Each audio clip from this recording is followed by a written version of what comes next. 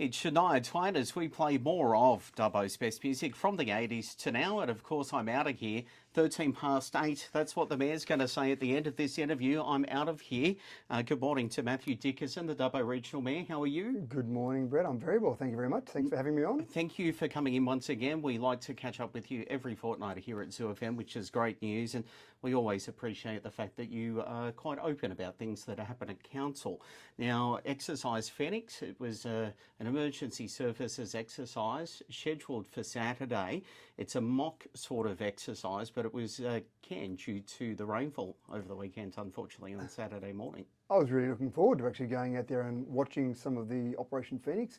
Exactly as you said, it's a range of different emergency services, RFS and VRA and SES and basically everyone we've got there, and they do a mock emergency situation. So someone turns up and says, right, pretend we've just had a plane crash and it's on fire, or there's 3 people trapped, or whatever it might be, and then the emergency services go into action. It's part of our CASA requirement. We're obviously an airport. We've got to make sure we adhere to the CASA requirements, but it's also good practice for those emergency service operators. But it rained, and I know it sounds a bit pathetic because it might rain when there's an emergency on, and it doesn't mean that all those emergency services don't go ahead. But in this scenario, it was deemed putting people at risk with the rain for no reason. So it became a desktop exercise.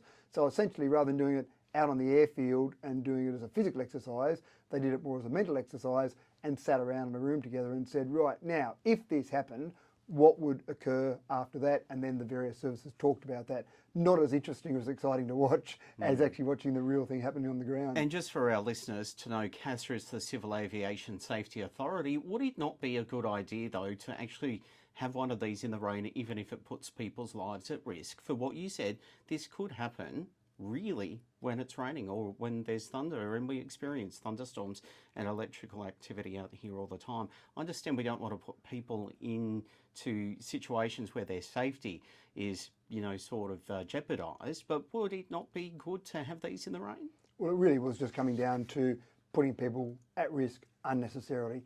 Yes, if there was an emergency and it was in the rain, then they would still go out and perform their duties. It's not as if they'd say, sorry, those people out on the tarmac, stuck in a plane, there's a bit of a sprinkle of rain, we're just going to let them sit there and be in pain or need some emergency operations happening.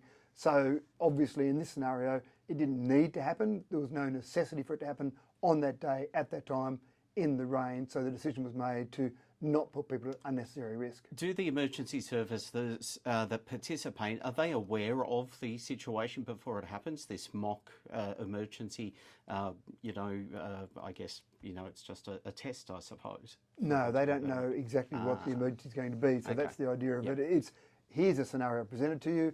Obviously, someone comes up with that scenario and then throwing on the ground in front of them and saying, okay, what would you do? And again, in the desktop scenario or in the situation where it's out on the physical field, that situation is still presented as a brand new situation, just the same as a real emergency. You don't know exactly what's going to happen.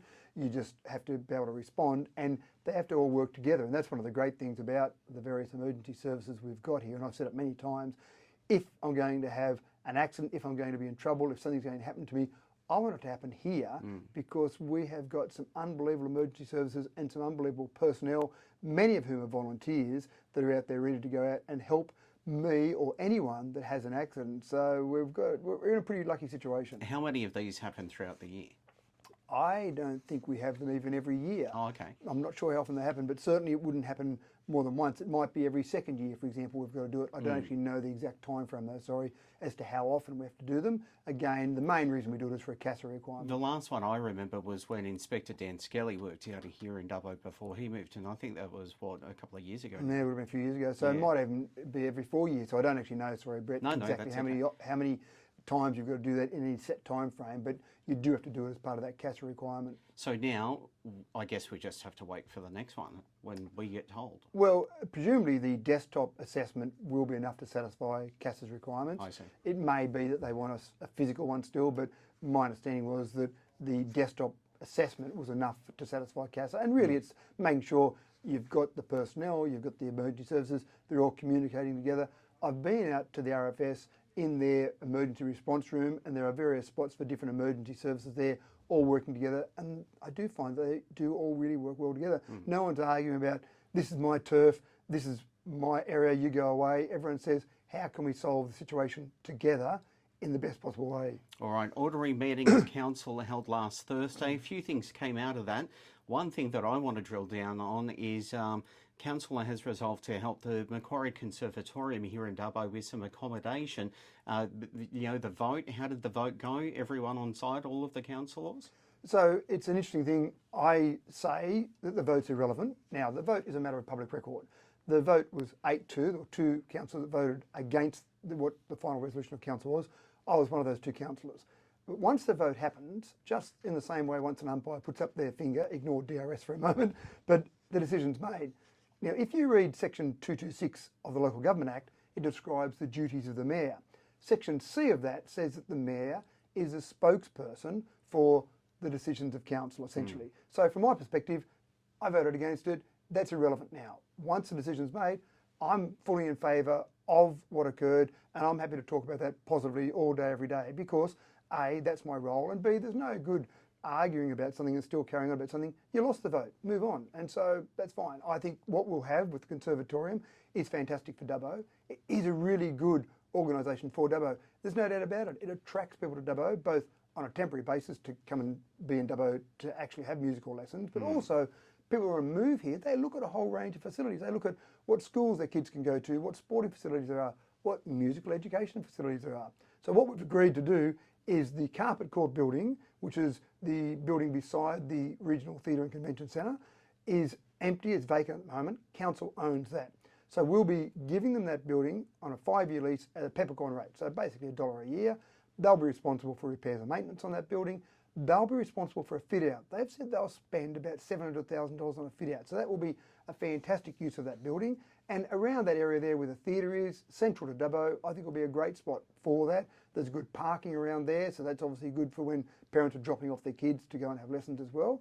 And that means that the Conservatorium has definitely got a home for the next 5 years, and there's a 5-year option on that as a mutual agreement option as well, so potentially 10 years. I think that's great.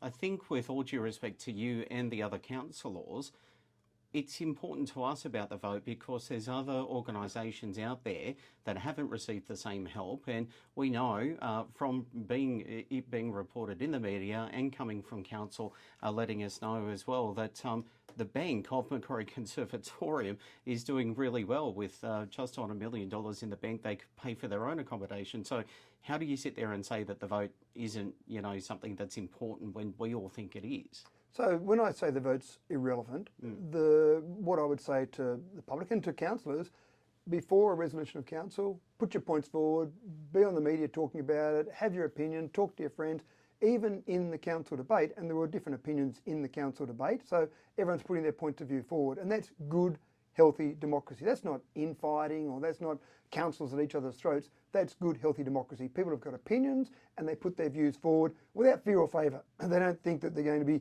victimised or be held up at gunpoint or anything drastic because they've got an opinion.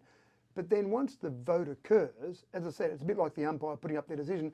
It's no good standing there and saying to the umpire, I definitely didn't hit that, sir, and you've given me out caught behind. I definitely didn't hit it. And you can stand there and throw the bat on the ground and stamp your feet up and down. It doesn't matter. The umpire's fingers in the air, get off the ground. But doesn't this set a precedent?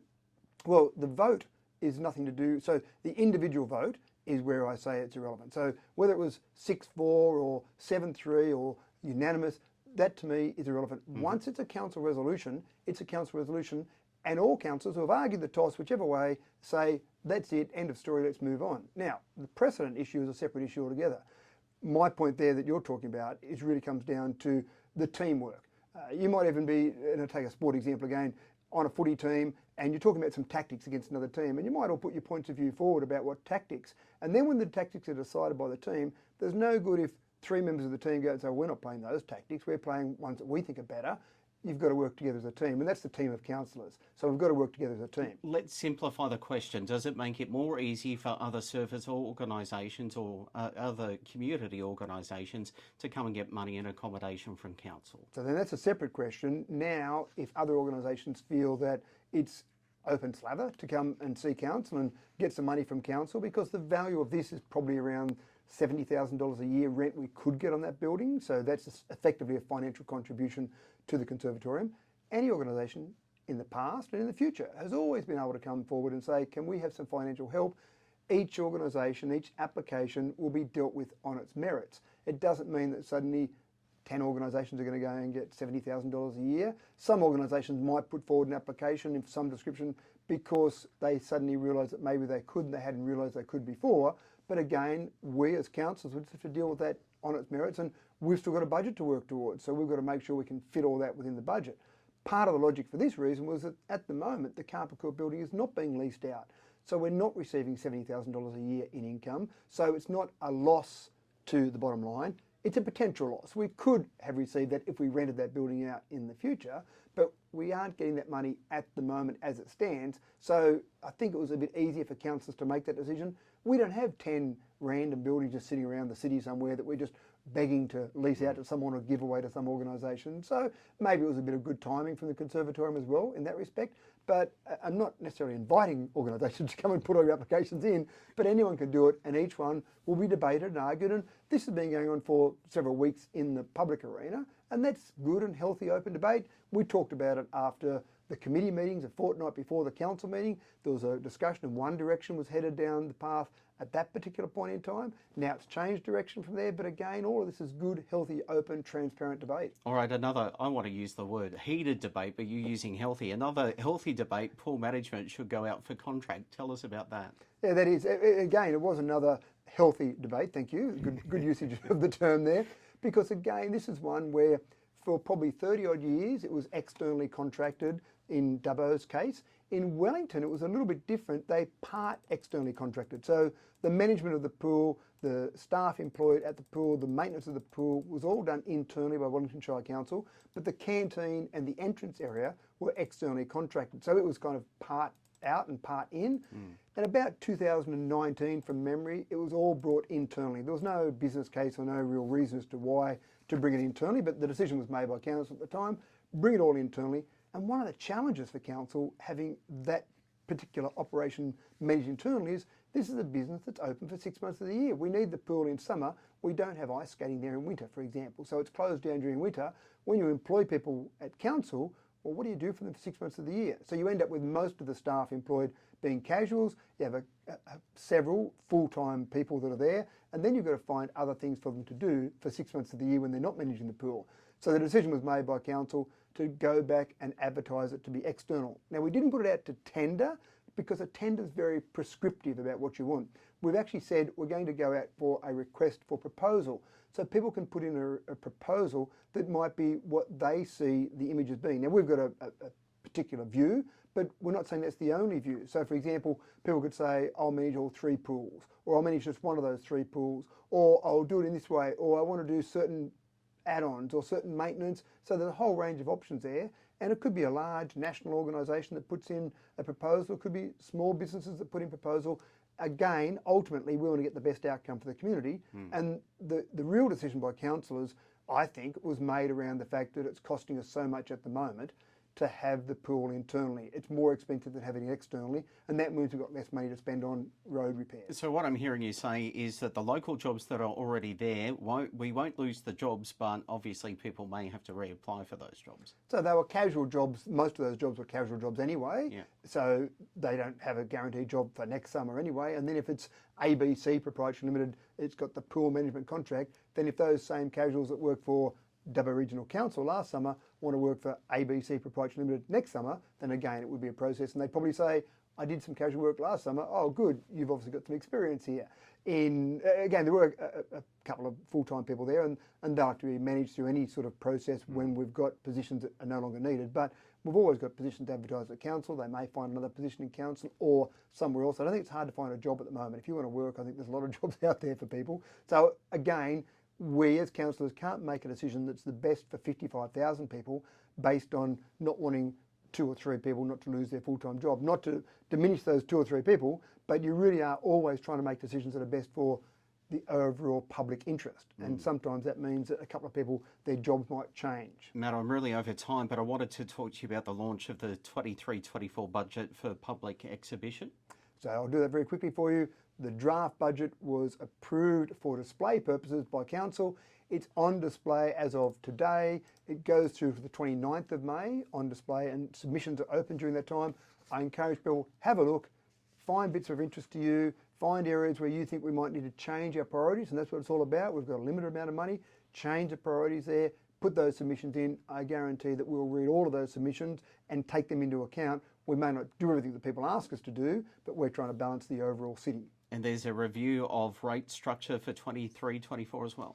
Yeah, this is a really complicated one. I need a whole session with you to do this one. But we might have to lock in another session, do we? Maybe, but the rate structure, what you've got with the rate structure is there are different types of rates for the community. So you've got 9, I think, different rating structures. So, for example, the CBD of Dubbo's got a different rate structure to residential areas in Dubbo, and then residential villages have got another rate structure. What we have to do as councillors is try and make sure that we've got a rate structure that's fair and equitable to as many people as possible for the services they receive. But at the same time, we got an allowed 3.7% rate increase across the total local government area. That's from IPART. We put the rates up by 3.7% as a total pool, but it doesn't mean your individual rates will necessarily go up by 3.7% because the Valuer General has basically looked at all the properties across the LGA and has assigned new values to all those properties. So your property might have gone up more than average. So your rates might go up more than 3.7%. Your property might have still gone up in value, but less than average across the LGA. So it might go up by a bit less than 3.7%.